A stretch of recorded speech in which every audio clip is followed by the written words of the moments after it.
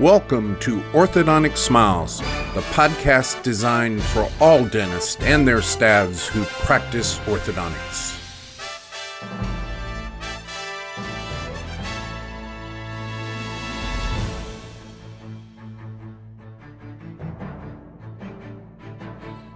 This podcast is brought to you by the American Orthodontic Society.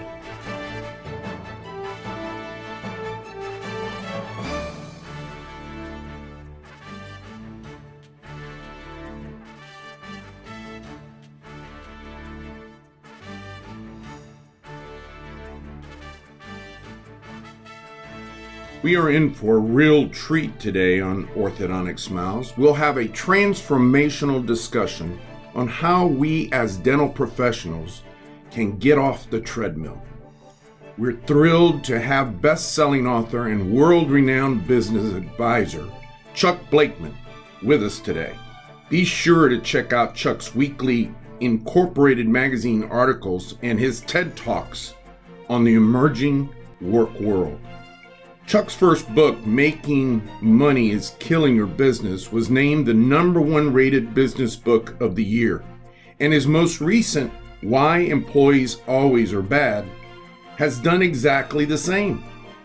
Both books are required reading in several university MBA and entrepreneurial programs.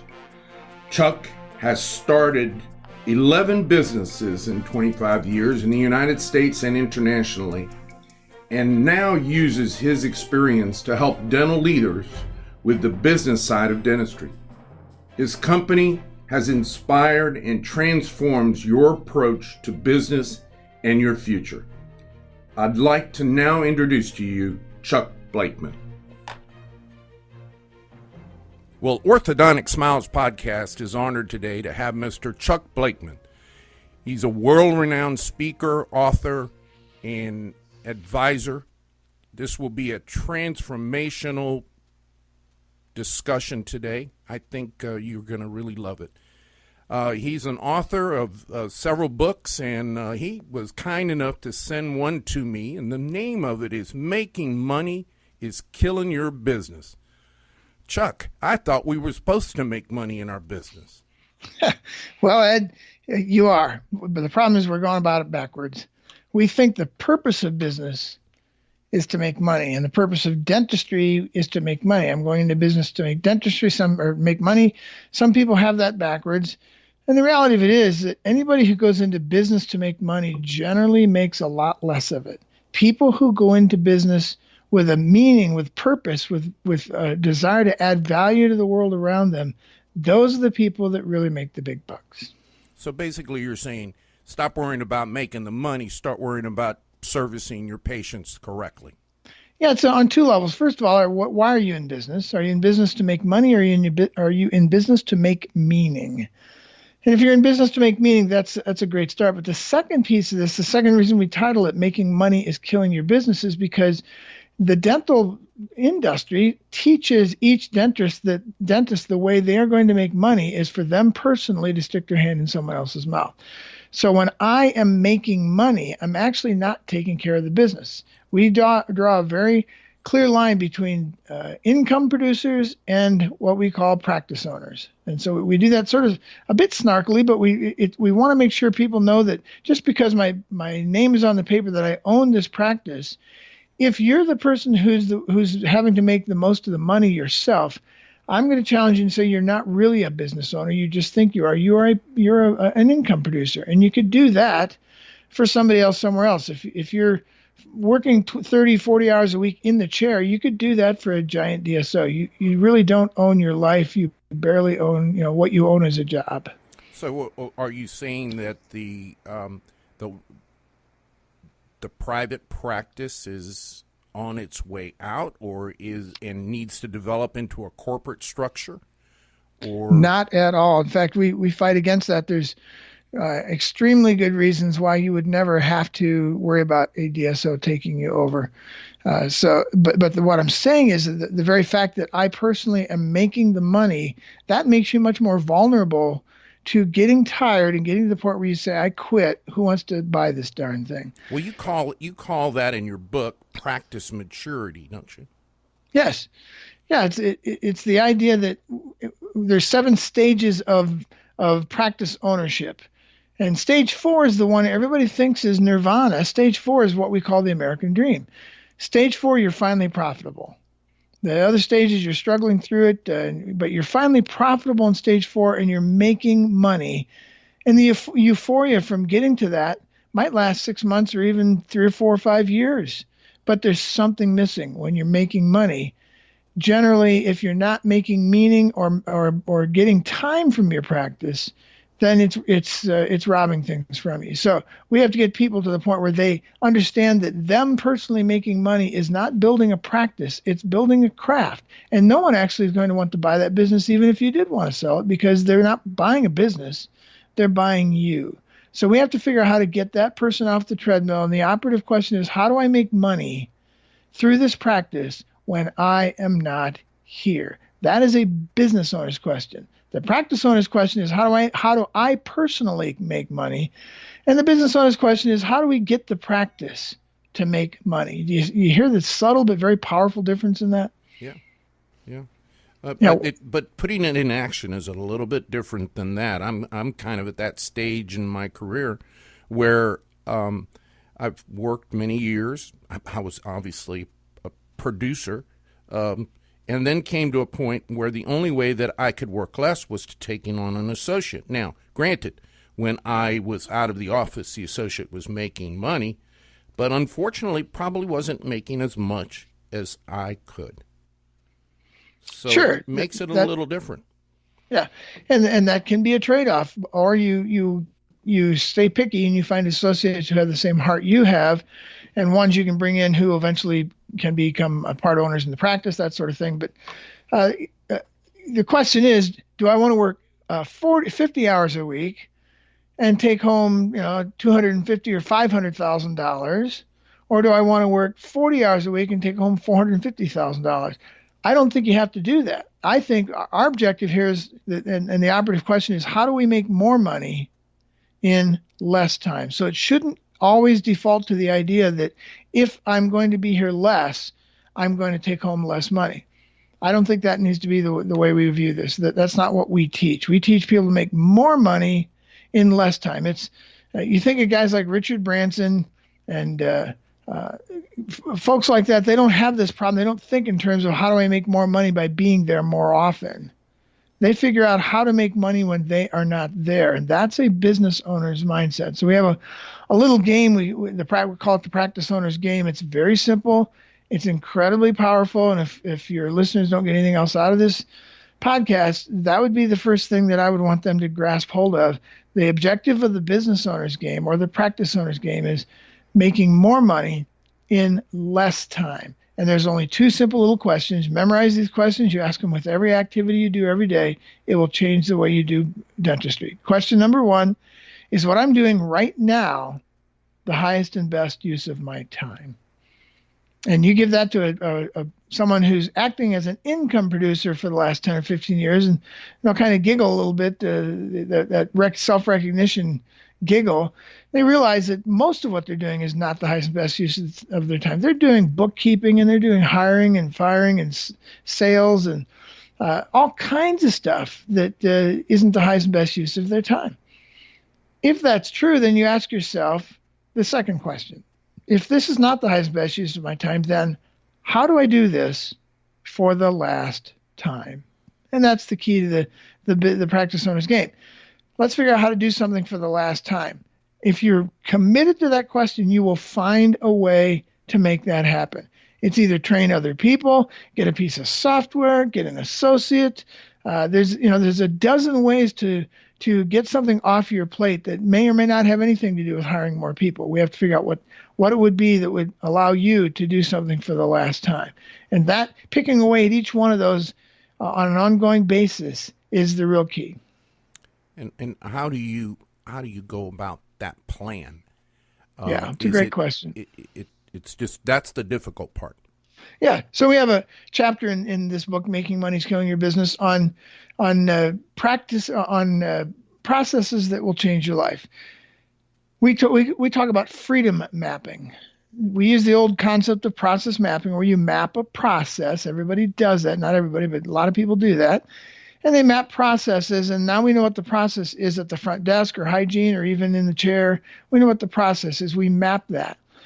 But we want to map something more than that. We want to map who is doing the process and who should be doing the process. We call it freedom mapping because the objective should be to get everybody in the practice, not just the practice owner, but everybody operating as much as they can in the highest and best use of their time and talents as well. So it's not just for the dentists themselves. We figure out what is the highest and best use of this person's time and talents at the front desk and this person in hygiene, and we work around those things. So with a practice owner, we have them map what they personally are responsible for.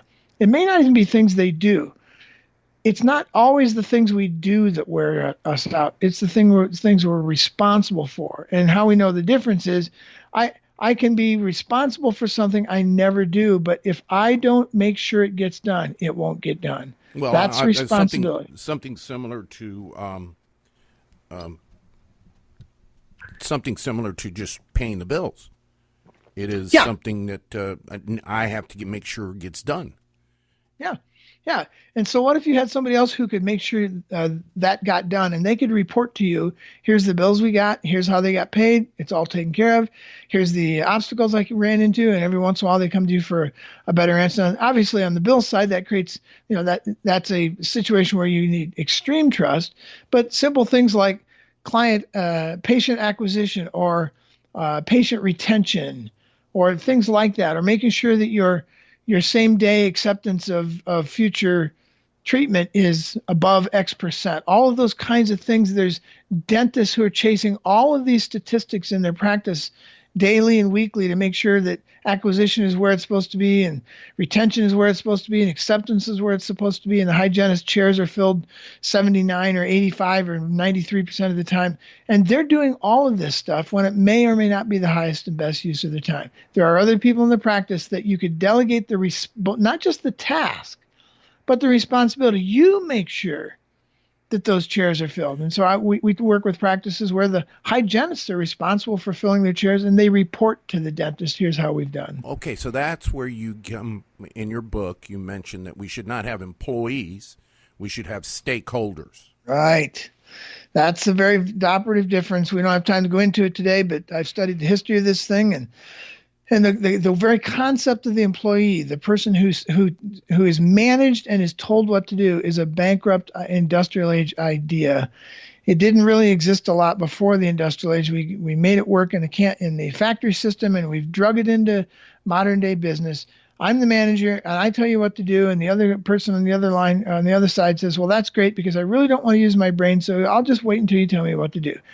And we have this codependent relationship between employer or employee and manager. We want to change that all around. We want to have stakeholders and leaders, and there's very different things. We turn managers into leaders. We turn employees into stakeholders. Stakeholders are simply self-managed adults who bring their whole creative, messy person to work, not just the part that cleans the teeth or answers the phone. They bring everything with them. And as a result, you get a whole person who can now make decisions, who can be thinking proactively about where to go next.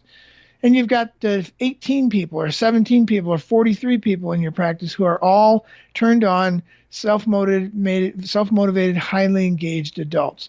The sad statistic on this stuff, Ed, is that somewhere around 30% of people at work today are engaged. Almost 70% are phoning it in.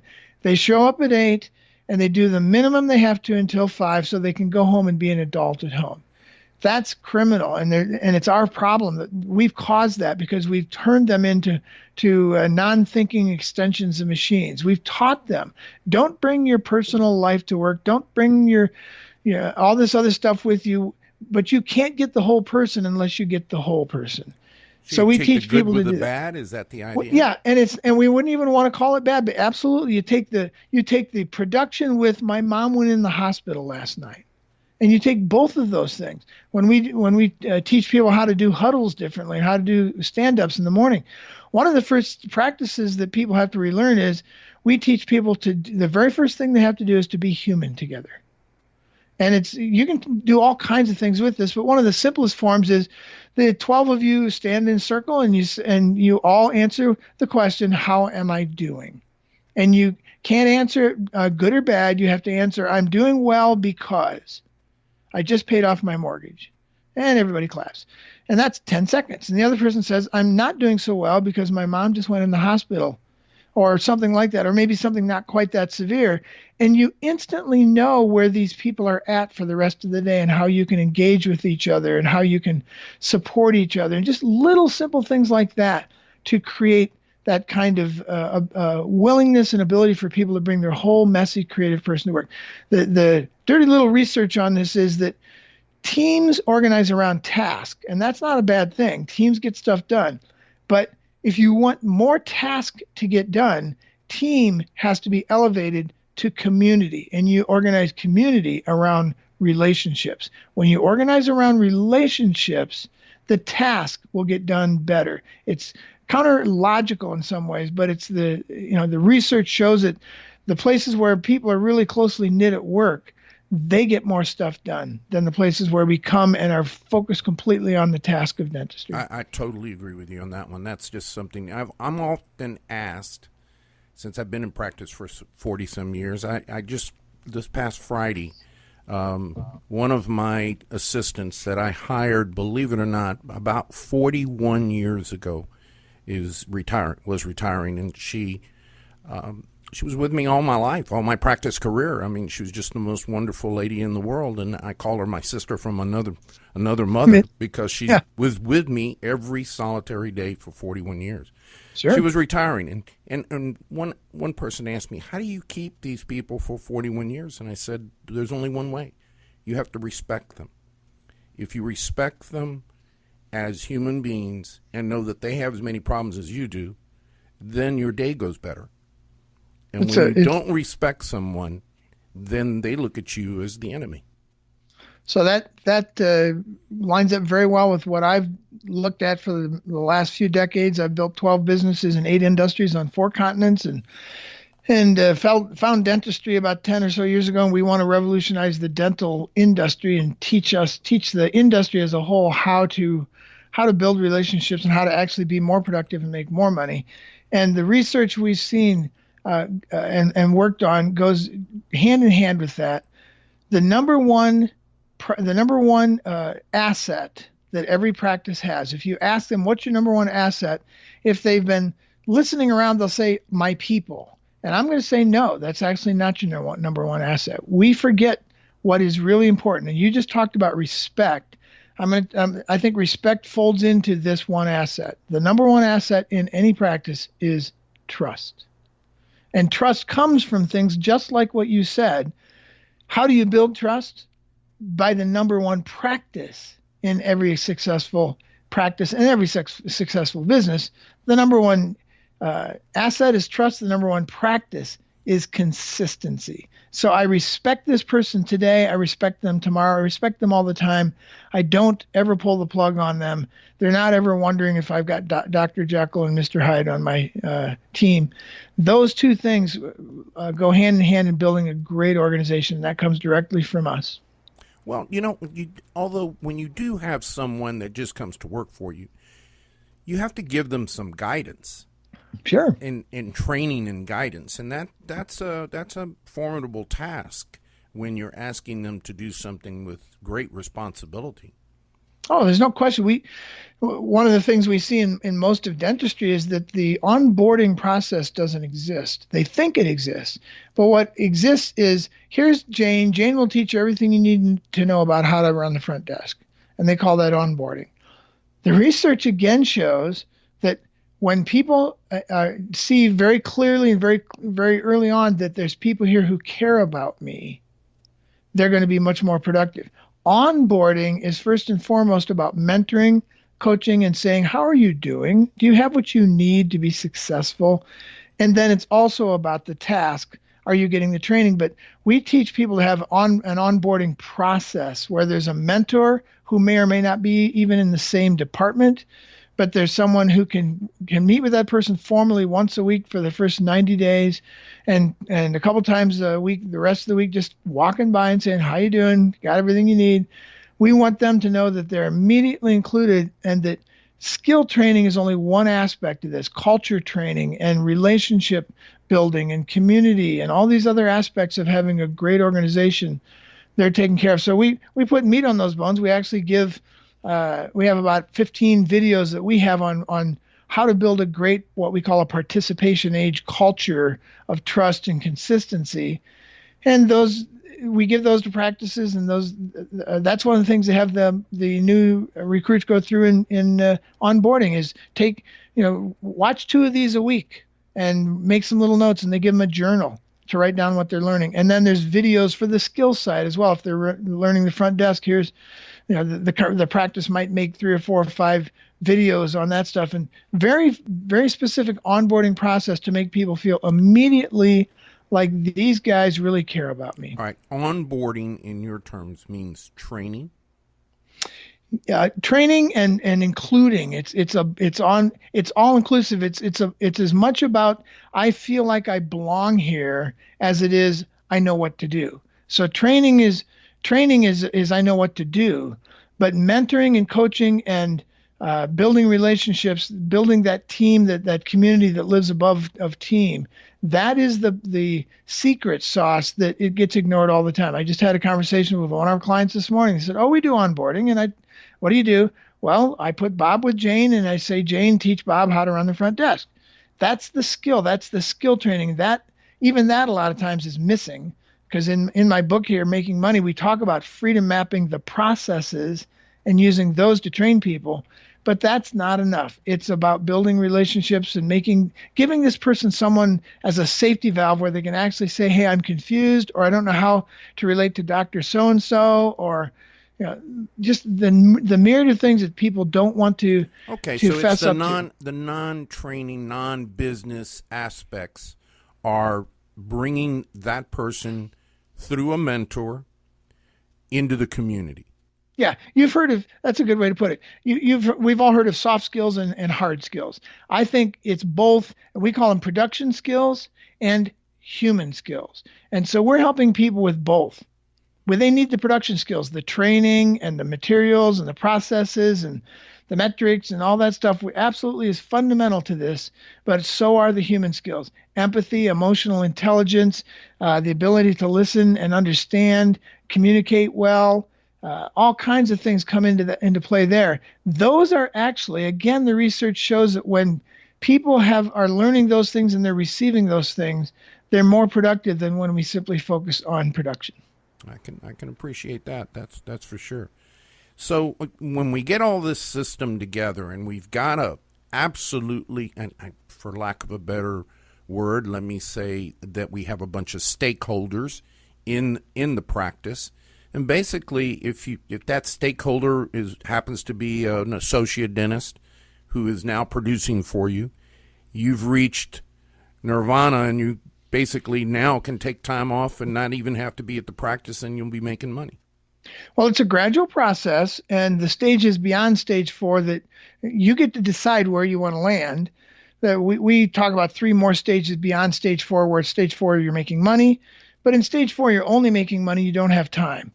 And a lot of practices are stuck there, and a lot of coaching of practices is simply to help the practice make more money, which puts me on an even faster treadmill. So we've got to figure out in stage 5, 6, and 7 how to get off that treadmill, and what does that mean for you?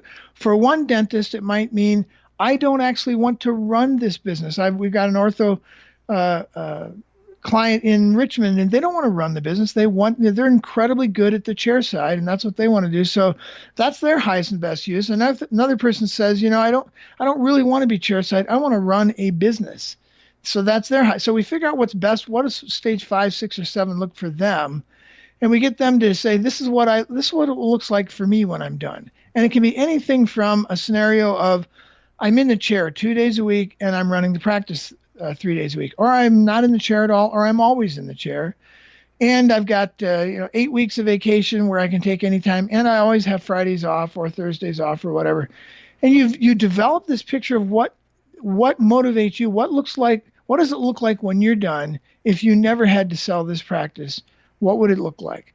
Most of the time, when people are wanting to sell a practice, there's only two scenarios for that. One is I'm feeling like I'm too old to practice anymore, or I'm just tired.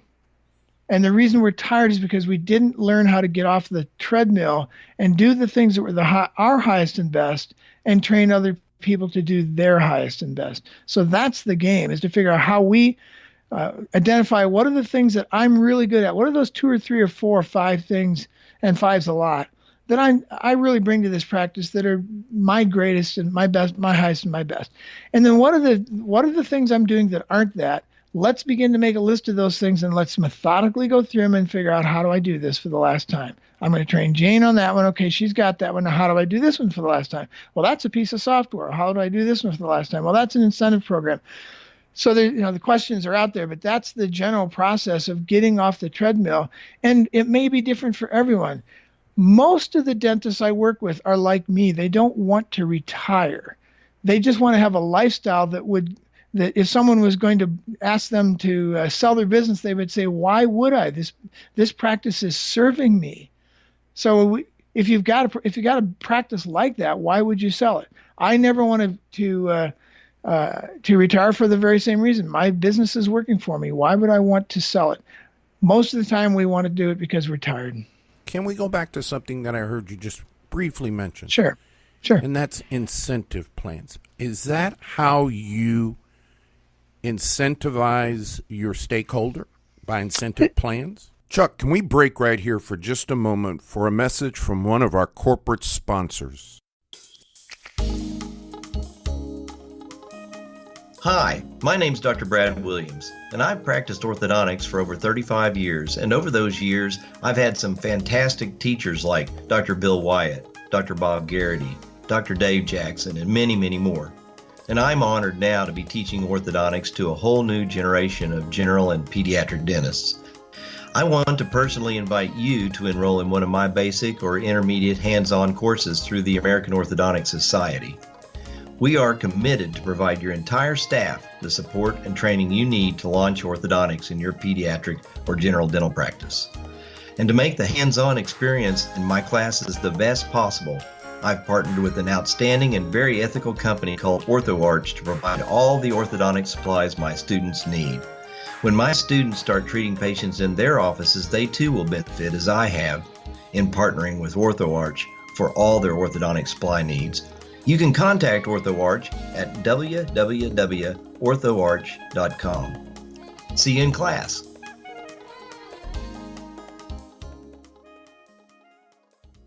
It's one of we have 12 tools of what we call distributed decision making, and incentive plans are one of them.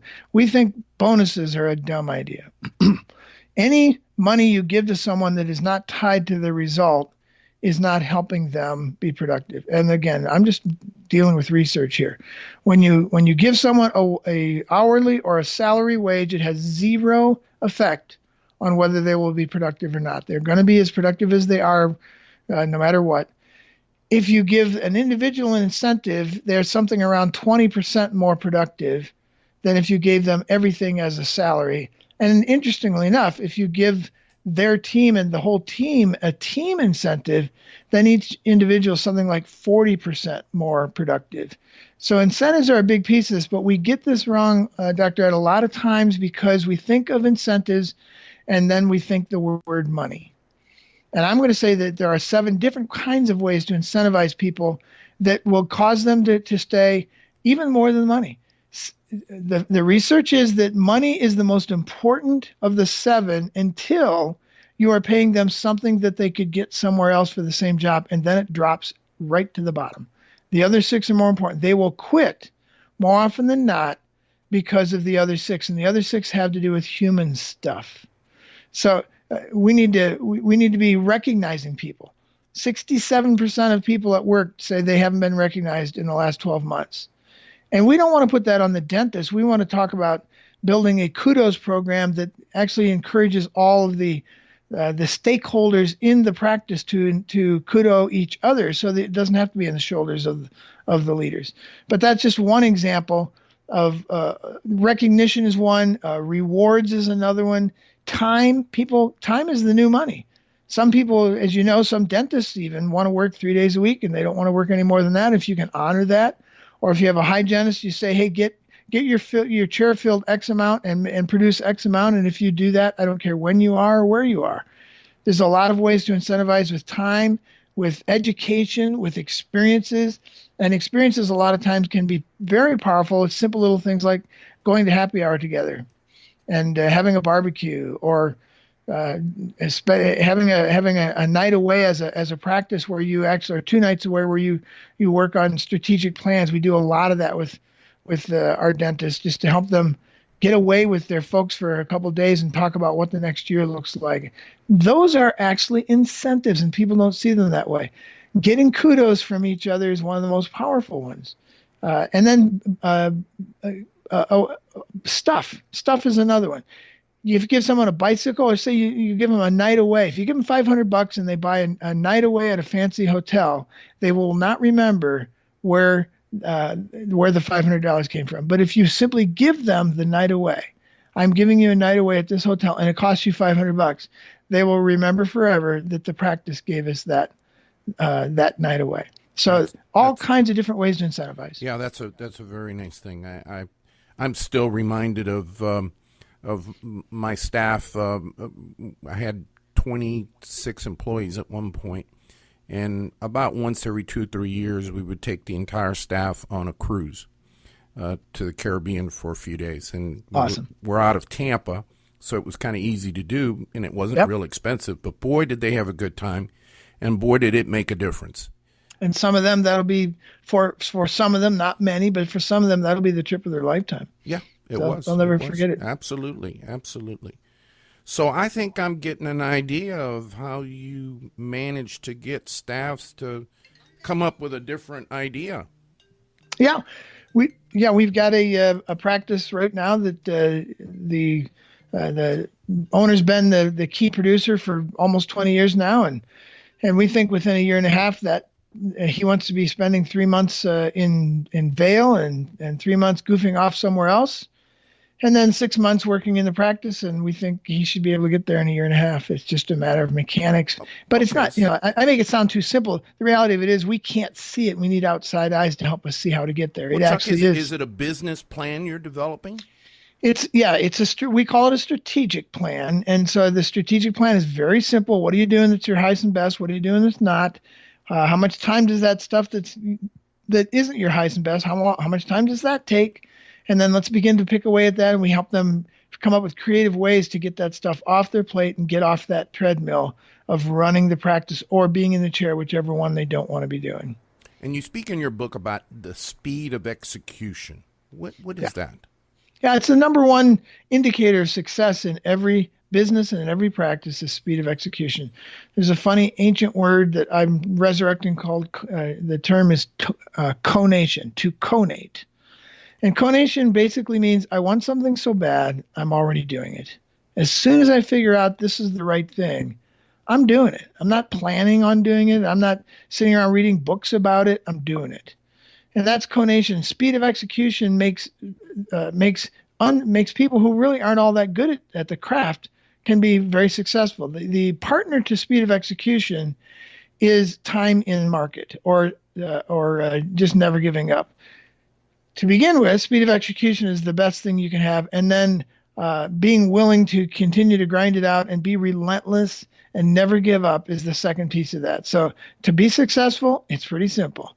Get moving and stay moving. And then there's a lot of stuff that goes into that. But those are the foundations. Speed of execution, get moving. Planning doesn't create movement. Movement creates the plan. And that's important for a lot of dentists because a lot of them have a very engineering mindset and they want to plan it all out like they're shooting someone to the moon. But nobody's going to die if we don't get this right the first time. In fact, they might die because we're going too slowly. I have one practice where the incentive plan, they've just been torturing it for 6 months, and it should have gone out in a month and then gone out as an experiment. And they could tell everybody, hey, this is an experiment. Please help us fix it, make it better, create stakeholders of everyone. But that's just an example of where speed of execution and lack of it can really hurt us. Well, some great ideas you have. It's just a new way in my mind of formulating some of the thoughts that have occurred to me with dealing with staff. I mean, one little topic I noticed in the book as I was leafing through it was stop reading self-help books. Yeah, I'm not a big fan of motivational books. There's one that the only one that I will recommend is called Self-Made in America. And it's by a guy named McClintock, and he built hair salons in malls in the 1970s when malls, putting a service organization of any kind in the mall was unheard of, especially hair. And he's a real life guy, and this is a real life motivational book. But generally, we call them shelf help books, because most of these things will get all motivated and all excited for a few days, and then we put them on our shelf, and they help our shelf look good. So they're shelf help books. I'm not a big fan of that stuff. I don't like to read a lot of stuff unless I'm actually going to do something with it. So anytime I pick up a book, I'm going to pick it up with the intention that something in my life will change because I've read this book. And it can be something very small, the way I talk to people or the way I thank them, but it can be bigger things, our processes, or we're going to start a new product line, or we're going to go into a new business. We just fill our heads with so much stuff, and then we get our people all excited for a week, and they, the doctor comes back from reading that book or going to a seminar, which is the same thing, and he comes back all excited, and they just roll their eyes and say, well, he read another book, we'll just have to wait this one out. And sure enough, 3 months later, 2 months later, he's off of that one, he's on to a new one. Consistency. Your books have not been that way. They're very motivational, but they really kind of help you get the plan going. I mean, making money and killing your business, and why employees are always a bad idea. These two books got the Business Book of the Year. And they're required reading in some universities in their MBAs and entrepreneurial programs. So congratulations on that. Thank you. Yeah, we did not take those through the traditional publishing. Once I found out what a deal I could get from a publisher, we just started our own publishing company. So we didn't even have the leg up of having insiders on that stuff. But it's all practical. Again, I'm not I do a lot of coaching and consulting. I'm not a coach and I'm not a consultant. I'm a business guy who helps other people do what I learned and not do the 1,000 things I learned not to do. So I'm not a speaker. I'm not a writer. I'm not a coach. I'm a business guy who speaks and writes and coaches from what I've learned. And that makes you do all of them very, very well. And I didn't realize that was sort of our differentiator, but that makes us different. That I'm not teaching you stuff I learned by going to a coaching certification school. I'm teaching you stuff I learned by bleeding over it. Yeah. Yeah. And I was so impressed. I watched your TED speech on YouTube, and I said, I've got to have this guy on Orthodontic Smiles podcast. It was so good. Now, if someone wanted to get in touch with you to help them in this major change of their life and practice, how would they go about doing that? Yeah, a couple of simple ways. ChuckBlakeman.com. You can pick me up there. And then Krista is one of the owners in our business, but she came in as a admin years ago, and she's now one of the owners of the business. And she runs the administrative part of our business, Krista at cranksetgroup.com. And the third way, you can go to GOTT Summit with 2 T's, GOTT Summit.com. About every quarter, we do a summit on these things for the practice owner and their key staff if they want to bring them. And we teach them these principles of how to get off the treadmill and how to build a business that makes money when you're not there. Well, you've spoken to some major corporations all over the world. I mean, I can mention a couple of them: Google, Microsoft, Apple, Eli Lilly, Tap Pharmaceuticals, Sun Microsystems. These are all major Fortune 500 companies that you have helped through your seminars and books and Doctor, I just want to make sure nobody's intimidated by that, because I actually do very little of that these days.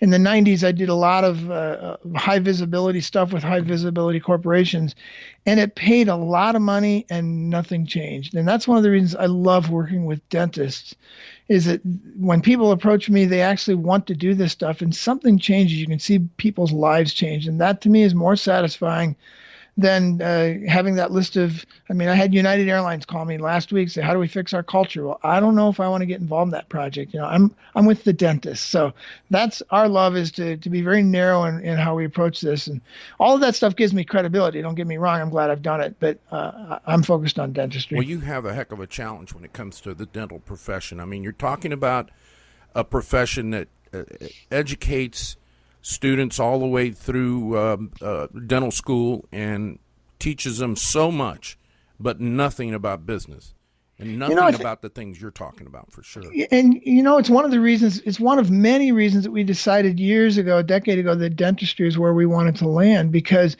dentists know that. There's a lot of business people out there. They get an MBA. They actually think they know how to run a business. An MBA is one of the worst things you can get to learn how to run a business.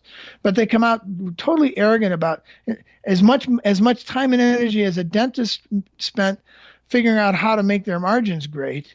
That's how much time an MBA, they spend all their time thinking they know how to run a business.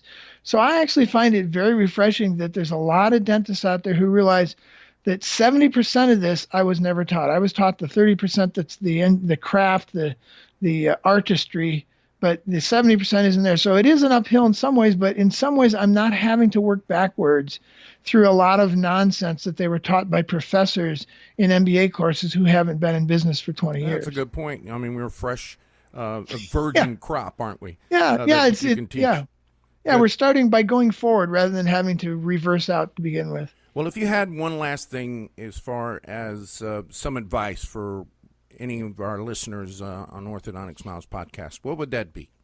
Yeah, it's a great question.